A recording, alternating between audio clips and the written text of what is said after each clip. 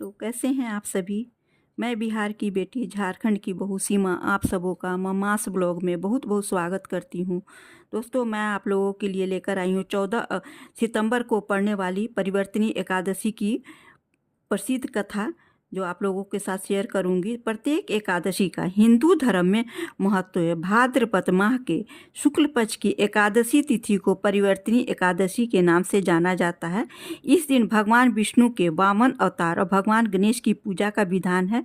ऐसा कहा जाता है कि इस व्रत के प्रभाव से सभी पापों का अंत हो जाता है।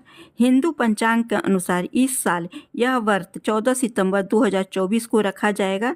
जब यह पर्व इतने करीब है तो इसकी कथा भी जरूर जान लेनी चाहिए, क्योंकि किसी भी व्रत का संपूर्ण तब तक नहीं माना जाता है जब तक कोई भी कथा पूजा करने के बाद नहीं सुन ली जाती है। भगवान को कमल नयन भगवान भी कहा जाता है। जो कमल नयन भगवान का कमल से पूजन करते हैं वो अवश्य भी भगवान के समीप जाते हैं। जिसने भाद्रपद शुक्ल एकादशी को उपवास और पूजन किया, उसने ब्रह्मा विष्णु सही तीनों लोगों का पूजन किया। अतः हरिवास अर्थात एकादशी का व्रत अवश्य करना चाहिए। इस दिन भगवान श्री हरि करवट लेते हैं, इसलिए इसको परिवर्तनी एकादशी कहा जाता है। युधिष्ठिर जी इस कथा के बारे में कृष्ण भगवान से पूछते हैं और कहते हैं कि हे प्रभु, भाद्रपद शुक्ल एकादशी का क्या नाम है, इसकी विधि तथा इसकी महिमा कृपा करके हमें बताइए। तब भगवान श्री कृष्ण ने कहा कि सभी पापों का नाश करने वाली उत्तम वामन एकादशी की महिमा मैं तुमसे कहता हूँ, तुम इसे ध्यानपूर्वक सुनो। यह पद्मा परिवर्तनी एकादशी जयंती एकादशी भी कहलाती है। इसका यज्ञ करने से वाजपेयी यज्ञ का फल मिलता है। पापियों का नाश करने के लिए इससे बढ़कर कोई उपाय नहीं। जो मनुष्य इस एकादशी के दिन मेरी वामन रूप की पूजा करते हैं, उससे तीनों लोकों में पूज्य होते हैं। अतः मोक्ष की इच्छा करने वाले मनुष्य इस व्रत को अवश्य करें।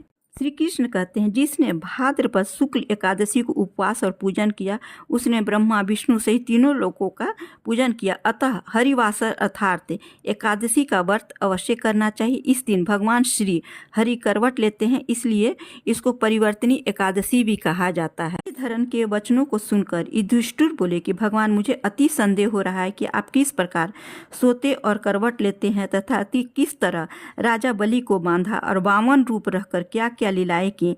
चतुर्मास के व्रत की क्या विधि है तथा आपके शयन करने पर मनुष्यों का क्या कर्तव्य है, इसे आप मुझसे विस्तार से बताइए।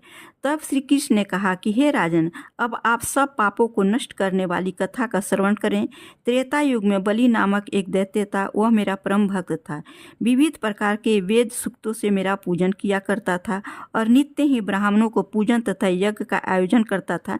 लेकिन इंद्र से द्वेष के कारण उसने इंद्र तथा सभी देवताओं को जीत लिया। इस कारण सभी देवता एकत्र होकर सोच विचार करके भगवान के पास गए। बृहस्पति सहित इंद्रादि के देवता प्रभु के निकट जाकर नतमस्तक होकर वेद मंत्रों के द्वारा भगवान का पूजन और स्तुति करने लगे।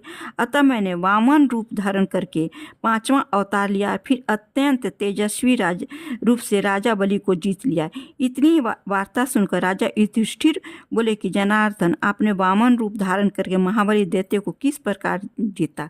तब भगवान श्री कृष्ण लगे कि मैंने बलि से 3 पग भूमि की याचना करते हुए कहा कि ये मुझको 3 लोक के समान है और हे राजन, यह तुमको अवश्य ही देनी होगी।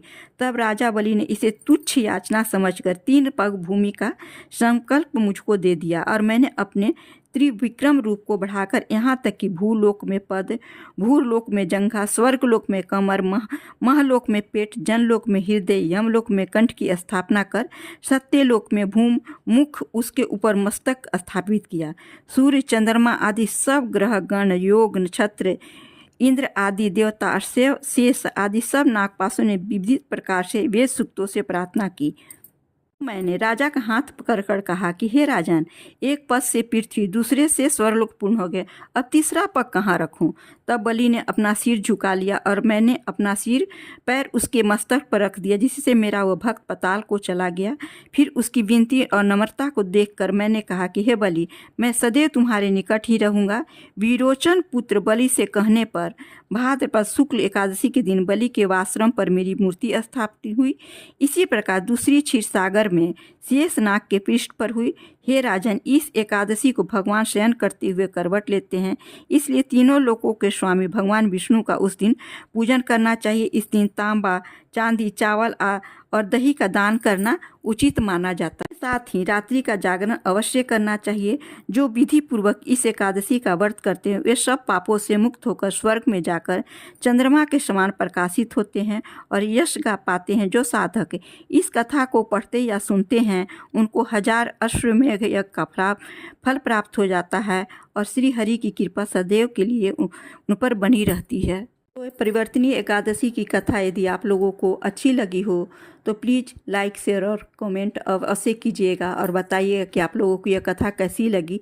जितना हो सके इसका शेयर कीजिएगा। धन्यवाद। फिर मिलती हूँ एक नई जानकारी, एक नए पर्व की कथा के बारे में लेकर आप लोगों के साथ। तब तक के लिए अपना ख्याल रखिए, अपनों का ख्याल रखिए। धन्यवाद।